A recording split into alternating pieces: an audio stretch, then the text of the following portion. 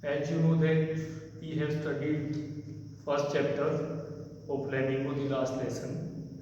Now today just we are going to discuss about second chapter, Lord Supreme Stories of Stolen Childhood, written by Anish Jung.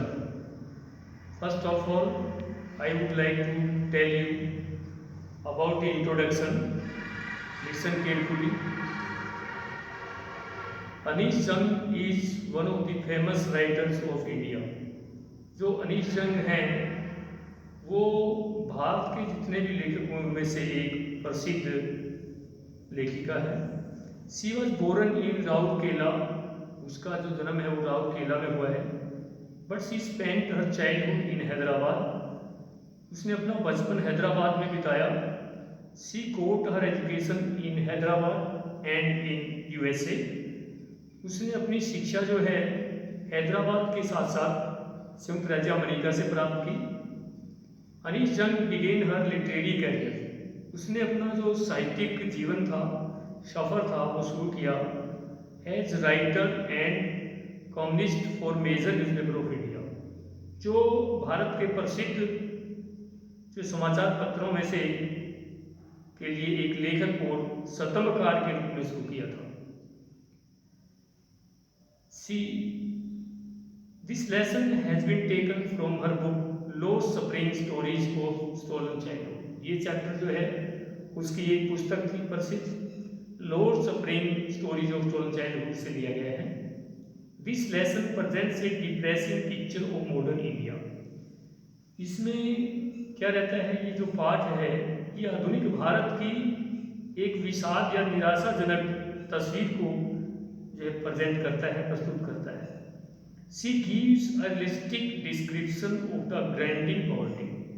Grounding poverty means जो कष्टकारक गरीबी है, and pathetic condition of poor and innocent children like Saheb of Seemapuri and Mukesh of Firozabad. कि जो साहेब सीमापुरी का है और मुकेश फिरोजाबाद उत्तर प्रदेश के अंदर है, उन दोनों बच्चों की जो बड़े निर्दोष हैं वो करुणाजनक जो उनकी हालात या स्थिति है उसका एक वास्तविक वर्णन यहाँ पर अनीश जंग करती है। Saheb is a rag picker in Seemapur near Delhi.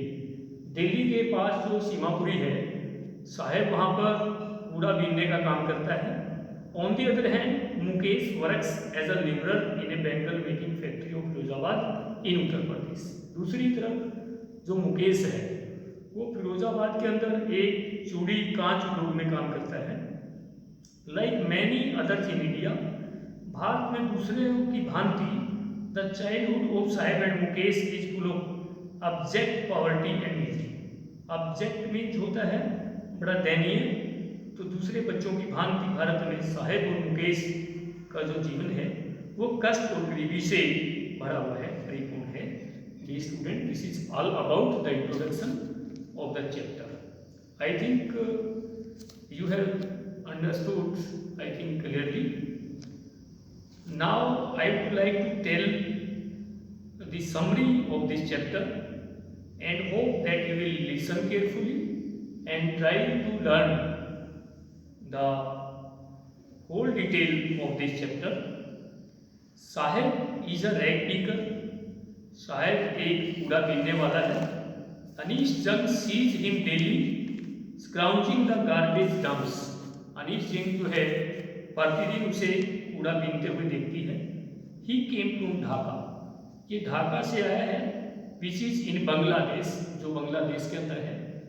जो ढाका है वो बांग्लादेश की राजधानी है, capital of Bangladesh. He has no memory of his home, उसके घर की उसे कोई भी यादाश्त नहीं है। His family came away from Bangladesh, उसके परिवार को बांग्लादेश से आना पड़ा या आया है। Because storms destroyed their homes and fields, क्योंकि जो आंधी तूफान थे उन्हें उनके खेतों और घरों को नष्ट कर दिया था। अनीश जंग asked him his full name. Anish Jung जो है साहेब से उसका पूरा नाम पूछती है। हिज फुल नेम इज साहेब ए आलम, उसका पूरा नाम जो बताता है कि मेरा नाम साहेब ए आलम है, which means Lord of the universe, जिसका अर्थ निकलता है लॉर्ड ऑफ द यूनिवर्स, ब्रह्मांड का मालिक। दिस नेम इज आइडिकली, ये नाम जो है बड़ा व्यंग्यात्मक है। As he is not the lord of even his own life, जैसा कि वो अपने जीवन का भी मालिक नहीं है।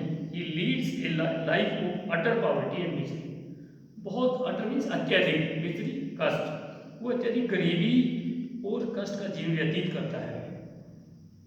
He roams the streets with other rag pickers. Roams घूमना फिरना, वह दूसरे रैग पिकर्स के साथ, कूड़ा बीनने वालों के साथ गलियों में घूमता है। Like them, उनकी भांति ही is also barefoot, वह भी नंगे पाँव है। They live in a state of perpetual poverty. Perpetual होता है कंटिन्यू, सतत, कभी न खत्म होने वाली गरीबी। And can't afford shoes or chappals. वो ऐसी हालात में रहते हैं, ऐसी गरीबी में जीवन व्यतीत करते हैं जो कभी भी खत्म नहीं होने वाली है।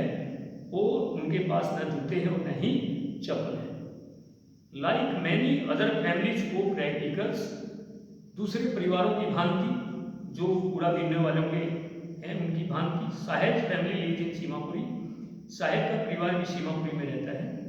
This is a dirty colony on the periphery of Delhi, ये एक गंदी कॉलोनी है, एक बस्ती है दिल्ली की पहाड़ी परिधि पर। About 10,000 rag pickers live there in miserable condition, लगभग 10,000 कूड़ा बीनने वाले जो हैं बड़ी कष्टदायक स्थिति में वहाँ रहते हैं।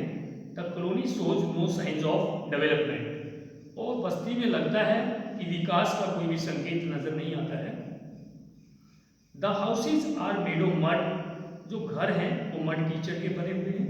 And have roofs of tin and tarpaulin, और छतें जो है टीन और तरपाल की बनी हुई है।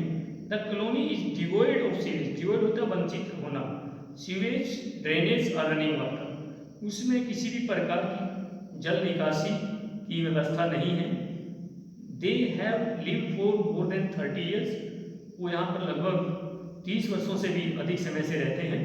दे हैव नो आइडेंटिटी और परमिट्स, उनके पास ना कोई पहचान पत्र है और ना ही कोई जो है अलग से आइडेंटिटी है। Whenever they find food, जब कभी उन्हें भोजन मिलता है। But they have ration cards, परंतु उनके पास केवल राशन कार्ड है। That enable them to buy grain, जिसके बल पर वो केवल अनाज खरीद सकते हैं। और टू कास्ट वोट्स, या फिर मताधिकार डाल सकते हैं, मत का प्रयोग कर सकते हैं। For them food is more important than identity, उनके लिए तो भोजन ही महत्वपूर्ण है किसी पहचान पत्र की अपेक्षा। Wherever they find food, जहाँ कभी भी उन्हें भोजन मिलता है, दे पिच देयर टेंट्स, वे अपने तंबू, टेंट्स में तंबू, पिच में गाड़ना वहाँ लगा लेते हैं। And become a transit camp, और एक अस्थायी शिविर वहाँ बना लेते हैं। ट्रांजिट होता है temporary. One morning the writer sees Saheb standing by the fenced gate of a club, एक सुबह जो लेखिका अनीश जंग है वो साहिब को एक क्लब के गेट के पास खड़ा देखती है। He is watching two young man playing tennis, वो देखते हैं कि दो युवा टेनिस खेल रहे हैं। ही टेल्स हर, वो बताता है that he likes the game, कि मुझे भी ये गेम जो टेनिस का बहुत पसंद है। Sahib is also wearing tennis shoes, Sahib ने भी टेनिस के जूते पहने हुए हैं। These were given to him by a rich boy because there is a hole in one of the shoes, ये उसे एक अमीर लड़के के द्वारा दिए गए हैं और एक जूते में छिद्र है। Now Saheb works in a tea stall, और आप साहेब जो है एक चाय की दुकान में काम करता है। He gets 800 rupees plus meals, stall में उसको 800 रुपये और भोजन मिलता है per month. The writer observe that Saheb face has lost its carefree look, लेखिका जो रीजन है वो देखती है कि साहेब का चेहरा जो है चिंता मुक्त नहीं है, मतलब now he is not able to take his own decision, now he is under pressure. I think he is no longer his own master, और वो अपना खुद का भी मालिक नहीं रहा है। नाउ जो है सेकंड पार्ट शुरू होता है ये स्टूडेंट्स। सेकंड पार्ट्स में जो मुकेश है उसका जो लिविंग स्टैंडर्ड है या उसका जो एक अटर पॉवर्टी में वो रहता है, किस प्रकार जो उत्तर प्रदेश के अंदर फिरोजाबाद जो बेंगल इंडस्ट्री है, बेकिंग इंडस्ट्री है, वहाँ पर वो जस्ट वर्क्स काम करता है। Now I would like to tell about Mukesh and hope you will I think listen carefully about this one.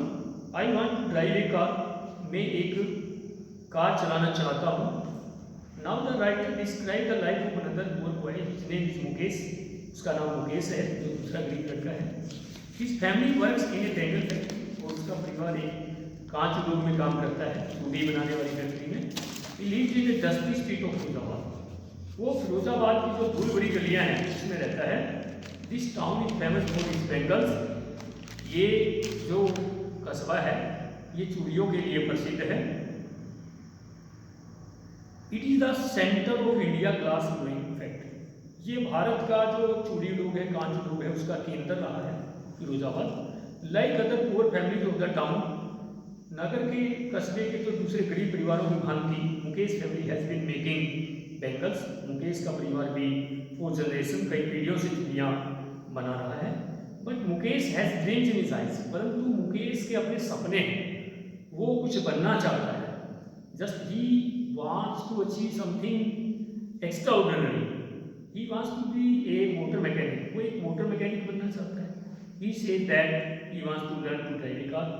और वो कहता है कि वो तो एक कार जो है चलाना चाहता है, कार चलाना सीखना चाहता है। तो ये स्टूडेंट्स हम आज इतना ही करेंगे। Thanks a lot, best wishes.